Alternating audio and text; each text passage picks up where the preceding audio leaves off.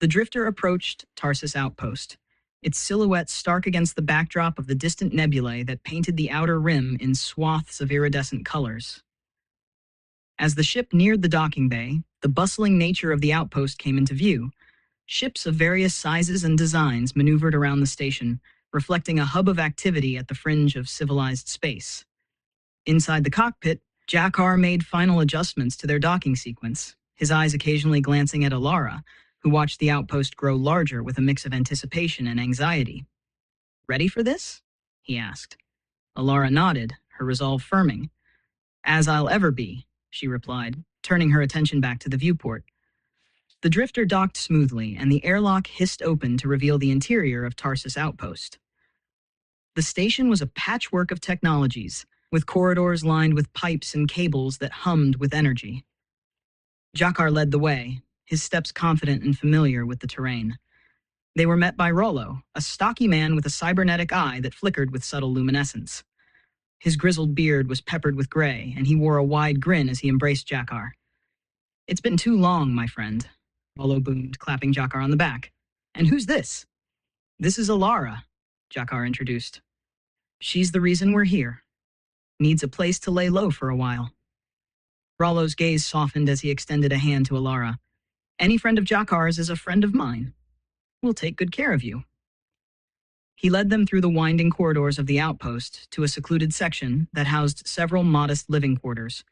"You'll be safe here," Rollo assured as he showed them into a compact but comfortable safe house. "No one will bother you without going through me first." Elara looked around, her eyes taking in the sparse but clean space. "Thank you, Rollo. I appreciate your hospitality." "Think nothing of it," Rollo replied, his voice gruff but kind. "Now, I imagine you'll want to get updated on the situation around here and gather some intel?" Jakkar nodded. "Yes, we need to know who's been sniffing around for Elara, and maybe get a lead on why they're so interested in her." "I've got some contacts who might help us with that," Rollo said, his cybernetic eye gleaming as he accessed a terminal. "Let's set up a meeting for tomorrow. For now, settle in and try to relax. You're safe here." As Rollo left them to acclimate to their new surroundings, Jakkar turned to Elara. "Take some time to rest. Tomorrow, we start figuring out our next move." Elara surveyed the room once more, a sense of temporary respite washing over her. "I actually feel safe," she admitted, allowing a small smile to break through her cautious exterior. "We're in good hands," Jakkar reassured her, his gaze lingering on the door Rollo had exited through. His mind was already racing ahead to the challenges they would face. But for now, they had a moment of peace, a rare luxury in the life of a space nomad and a fugitive princess. The next morning, Jakkar and Elara followed Rollo through the intricate maze of Tarsus Outpost. The station was alive with the buzz of activity. Traders shouted over the din of commerce, mercenaries lounged against bulkheads, and tech dealers hawked the latest in cybernetic enhancements. The air was thick with the scent of fried street food and the tang of ionized metal. As they walked, Rollo pointed out various landmarks and key figures, whispering brief details about each to Elara. "That group there," he nodded towards a cluster of rugged individuals with mismatched armor, "they're freelancers. Good for muscle if we need it." They stopped at a small, dimly lit cafe tucked away in a less crowded sector of the outpost. "We can talk here," Rollo said, leading them to a secluded booth. Over cups of steaming local brew, they discussed their plan. "We need to find out who's looking for you, Elara, and why they're so persistent," Rollo explained. Jakkar leaned in, his voice low. "We suspect it's more than just her family's political rivals." Elara added, "Someone believes I have information crucial to controlling a sector of the Outer Rim territories." Rollo stroked his beard, thinking, "I'll make some inquiries with my network, but be careful. This outpost is a crossroads for all sorts of information and people. Not everyone is as friendly as they might seem." As they finished their drinks, Jakkar noticed a suspicious figure lurking near the entrance of the cafe. The man appeared to be watching them, his gaze sharp and calculating. "We might have trouble," Jakkar murmured, nodding subtly towards the entrance. Without missing a beat, Rollo glanced over and then back at Jakkar and Elara. "Follow my lead," he instructed, standing up smoothly. They left the cafe casually but alert, blending into the flow of station traffic. The suspicious figure followed them, weaving through the crowd. Jakkar kept him in view, leading Elara through a series of turns and narrow passageways. Finally, in a less populated section of the outpost, Jakkar spun around and confronted their tail. Looking for something? Jakkar's tone was friendly but firm. The man stopped, a hint of surprise on his face. I'm just making sure you don't run into any trouble, he said, his tone unconvincing. Rollo stepped forward, his presence imposing. We can handle ourselves, but thanks for your concern. The man held Rollo's gaze for a tense moment before nodding and disappearing back into the crowd. As they watched him go, Elara breathed a sigh of relief. Was he one of them? Could be, Jakkar replied, his eyes still tracking the man's retreat. Or just a hired eye keeping tabs on newcomers. Either way, we're on someone's radar here. Rollo nodded in agreement. Let's keep our meetings discreet and move our discussions indoors. We can't afford to be overheard or followed. Back at the safe house, they enhanced their security measures, triple-checking all communication channels and ensuring their conversations were encrypted. Jakkar took a moment to check on Elara, who was quickly adapting to the cloak-and-dagger nature of their current life. We'll get to the bottom of this, Jakkar assured her, confidence in his voice. Elara nodded, her resolve strengthened by the day's events.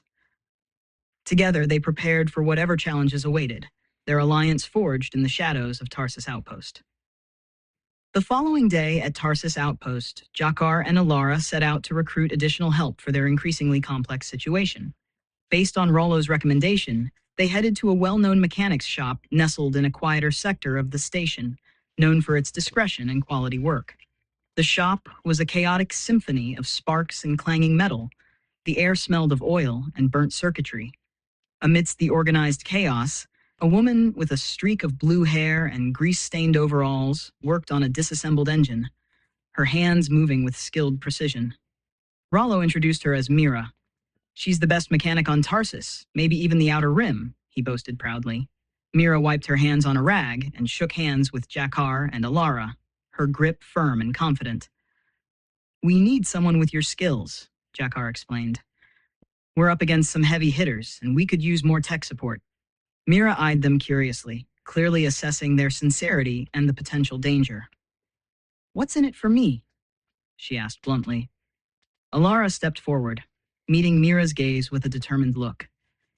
Aside from payment, you're getting a chance to be part of something bigger. We're fighting to restore rightful governance and protect a sector from falling into the wrong hands. Mira considered this, her expression thoughtful.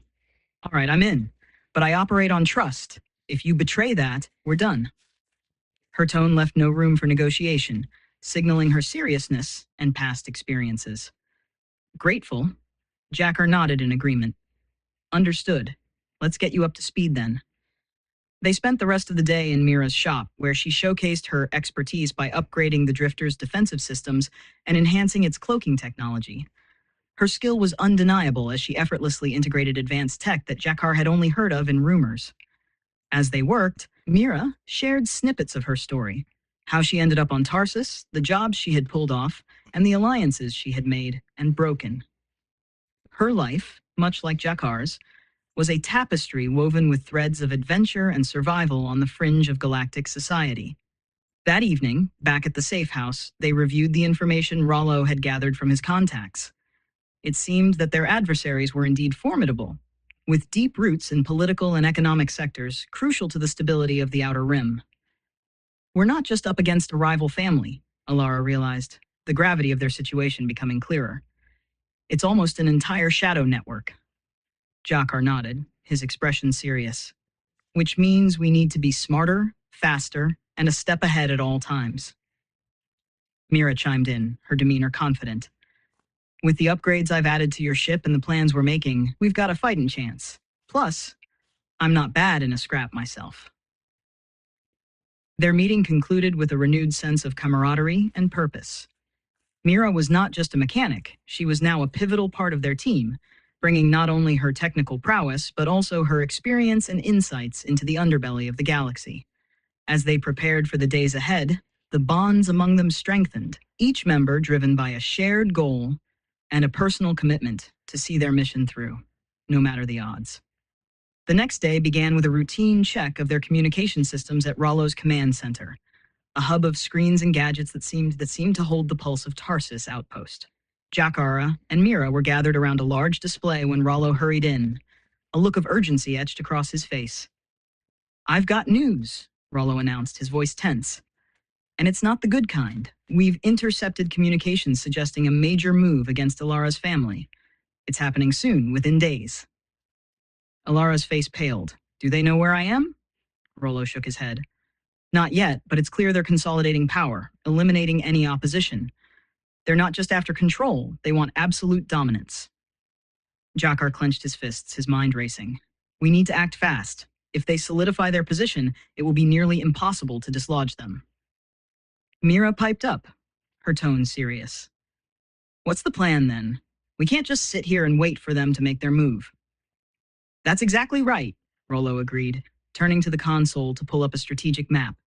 "We hit them where it hurts. We disrupt their operations, their supply lines, make them scramble while we strengthen our position." Jakkar nodded, already plotting in his head. "We'll need to be swift and silent.